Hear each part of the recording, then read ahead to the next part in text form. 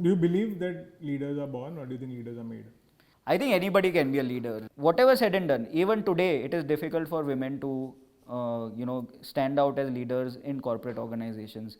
Even today, there are preconceived notions and stereotypes that exist. Even today, when a woman takes a pregnancy leave, when she gets married, her potential as a employee in the company is questioned.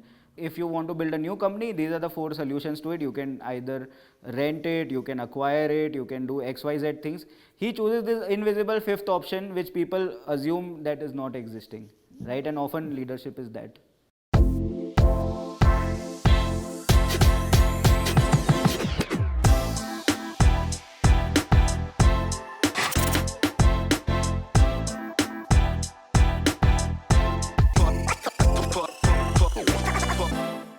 Hello and welcome to another episode of the Alt-Unique Career Show.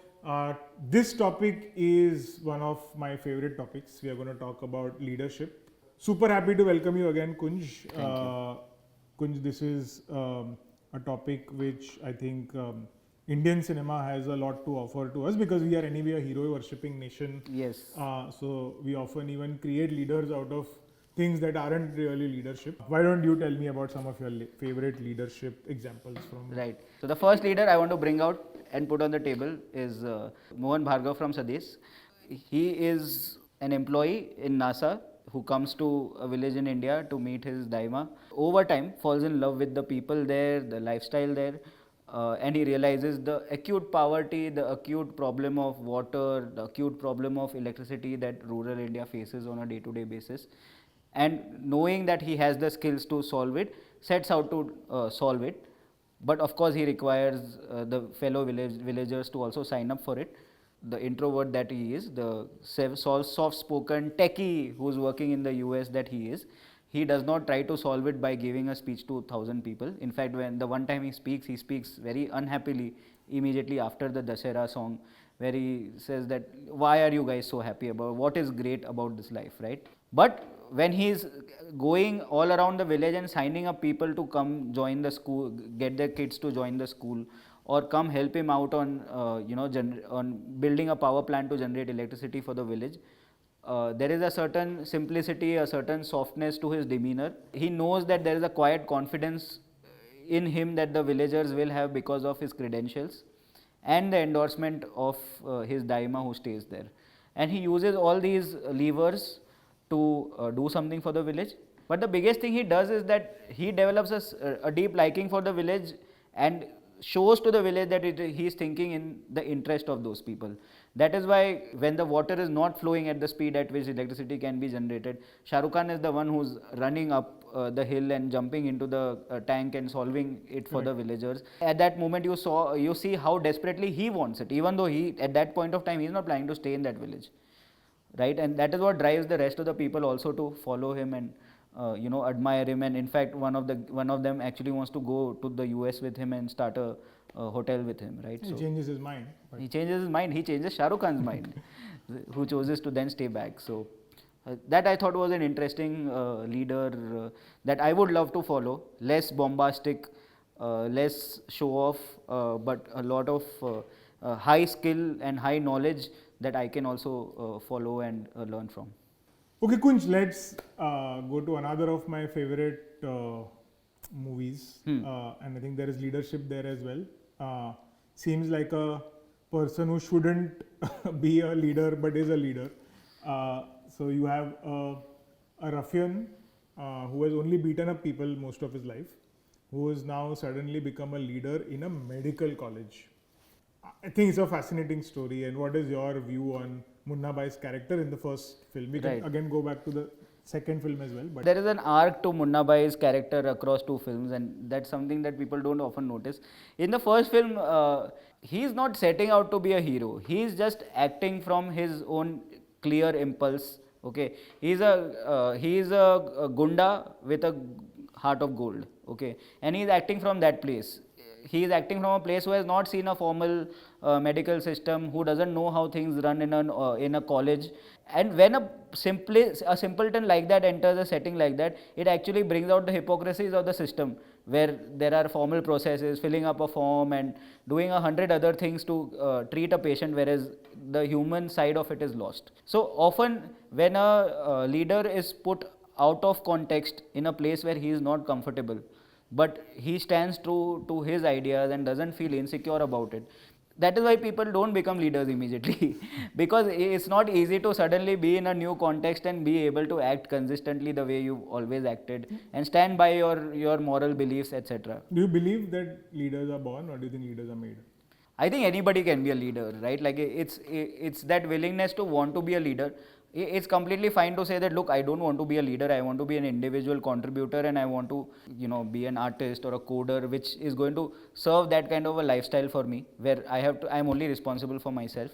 And then there are those who set out to be leaders, knowing that I don't have X or Y skill to become a leader, but I have these other ABC skills which may be useful to become a leader. And all I want to say is that the only thing that is required to become a good leader deliberately is to wanting to become a good leader, and nothing else. Like everything else takes care of it. Coming back to the Munna Bhai situation, there is a point when he realizes that, look, maybe I need to stand up to this guy, okay, this bully that is running this institution. He is more than this guy who has made my father feel really bad about me. He is this Hitler who's running this system, and he's not running it really well, right? And that is why he takes certain stands. He lets Jimmy Shergill have a great night before he's going to die. He helps people cheat in exams. He has a certain in a ward, he ensures that he is never thrown out of the system, so that he stays there and he builds relationships with everyone. But over time, as you go into the second film, he's become a more mature guy who is now using strategies to be a leader, right? So when the whole Gandhigiri situation comes up, he wants to again take revenge from, he doesn't go and steamroll that person. He actually uses strategy to make that person realize that he is wrong. Okay, and of course Gandhiji has a role to play in that, and we as a country are obsessed with that approach, and I know a lot of people understand that approach, but the way he uses it is very unique and memorable and distinct. When he says that, I'm sorry that you're unwell and I hope you get better. So you're judging the person's action and not the person himself.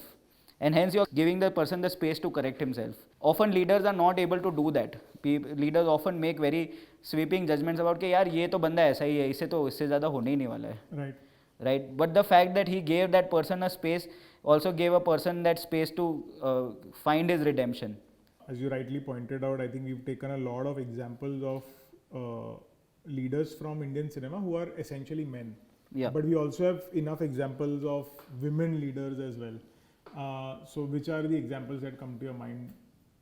I think this is a little bit a niche thing, but Delhi Crime on Netflix is a very fascinating show where Shefali Shah plays the role of the chief police inspector, going through the investigation, right? One of the things that you suddenly realize is that in an extremely male-dominated profession, that is the police, that is the Delhi police, to be even more specific, right?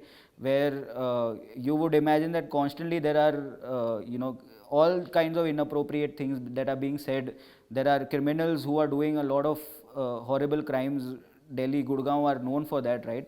In that setting, when a female police officer comes in and she is running the operation, how she treats the victim, how she treats the victim's family, how she approaches the investigation, how she handles her team and each of their interpersonal problems, you suddenly realize that there is a role that women can play in male-dominated setups which are unique to women. Because to be able to handle a rape victim with a certain kind of empathy, at the same time be stern to the perpetrator of the crime in the same scene, is possible for a woman who feels that empathy and that hatred at the same time. And also she has to do a job. Exactly. It's not that she's coming only from a place of empathy and hatred. For example, Mission Mangal, right? Again, a very male-dominated profession where we've seen female scientists do something truly needle-moving to change the trajectory of India's entire space program.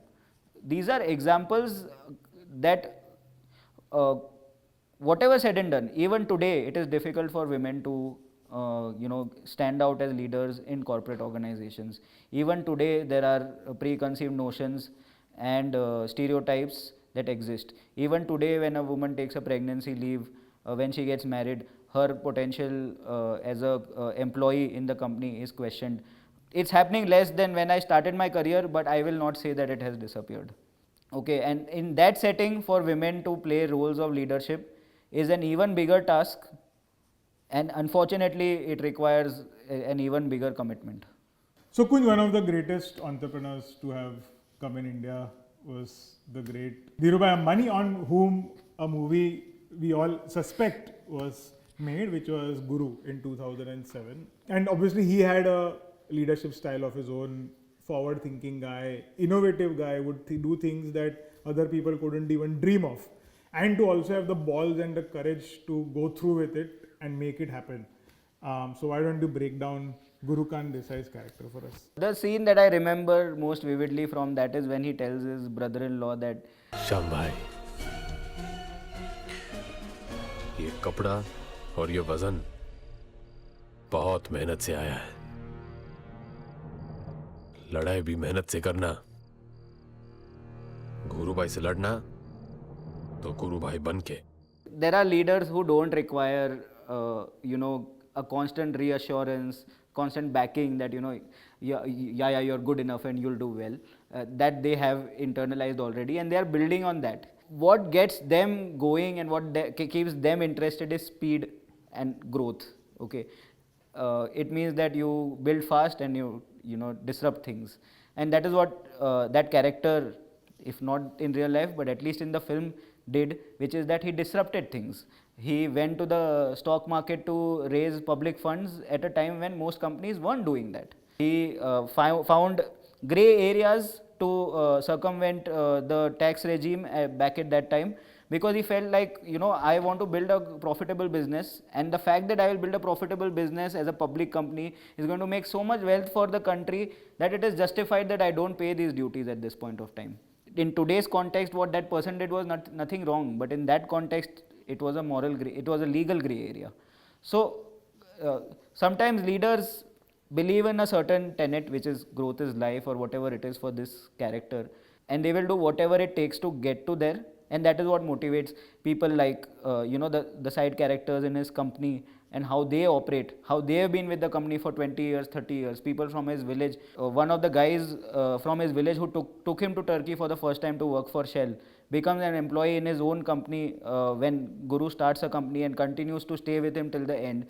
That is because he's found that kind of thrill of being buckled in with a leader who's interested in speed, who's interested in going fast and doing great things.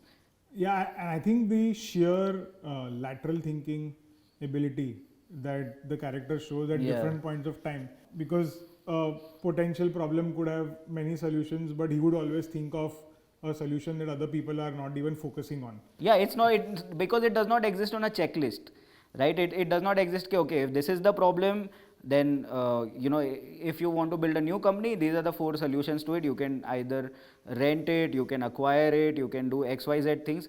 He chooses this invisible 5th option, which people assume that is not existing, right? And often leadership is that. Awesome. I think we've had a gamut of leaders that we've discussed today. I hope that all of you who are watching this have got inspiration from all the different leaders from Indian cinema, and also some of the Netflix shows that Kunj spoke about. I am really looking forward to help everybody within the InsideIIM community and at Alt-Uni who become part of our programs, especially Alt-Uni Super 30 is a program that we've developed specifically for people who want to become leaders going ahead. And I hope that you can make the best use of all the resources that we have to offer. Thank you so much for doing this, Kunj. I hope it was fun for you as well, and I hope to see you more at the Alt-Uni Career Show and at InsideIIM with all the different things that you are learning at in your current job, in your position at Kuku FM. So thank you so much for being there.